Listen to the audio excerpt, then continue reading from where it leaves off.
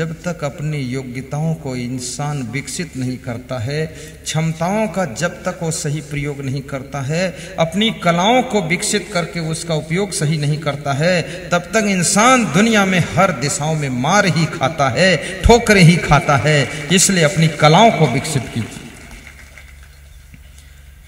इस संसार में सम्मान उन्हीं का होता है जिनमें विभिन्न कलाएं होती है। और कितने लोग इस डर से अपनी कलाओं को विकसित नहीं करते हैं कि अगर कलाओं को विकसित करूंगा तो हमें काम करना पड़ेगा, इसलिए कलाओं को चुरा के रखते, छिपा के रखते, अपने गुणों को छिपा के रखते। और याद रखना, नमक 10 रुपये किलो है और चीनी 35-40 रुपये किलो है। रंग दोनों का एक है पर रेट में 4 गुना फर्क है, क्योंकि चीनी में मिठास का गुण है, नमक में मिठास का गुण नहीं है।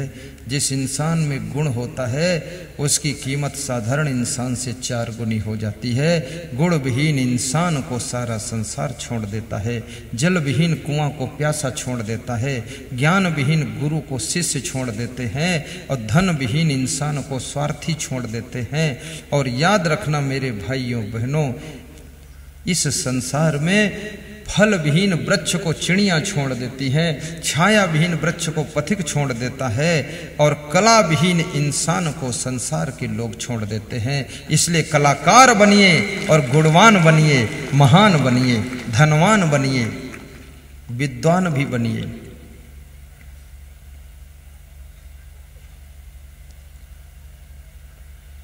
आप में जितनी अधिक से अधिक कलाएं होंगी, और कितने लोगों में कलाएं तो बहुत हैं लेकिन उनकी गुस्सा के कारण उनकी कलाएं प्रयोग ही नहीं हो पा रही। वे नाराज बहुत होते हैं और नाराज होकर के कुछ करना ही नहीं चाहते। और इस सृष्टि में यदि तुम कुछ करना नहीं चाहोगे तो कीमत तुम्हारी गिरेगी, दूसरे क्या लेना देना।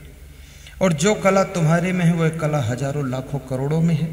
ऐसा नहीं कि उस कला को केवल तुम ही जानते हो, उस कला को बहुत सारे लोग जानते हैं। अगर तुम उस कार्य को नहीं करोगे तो दूसरा तुरंत उस कार्य को पकड़ लेगा और उसके बाद तुम सोचोगे भी तो जल्दी वो सीट खाली ही नहीं होगी। इसलिए अपनी कलाओं का गम खाने वाला ही प्रयोग कर सकता है।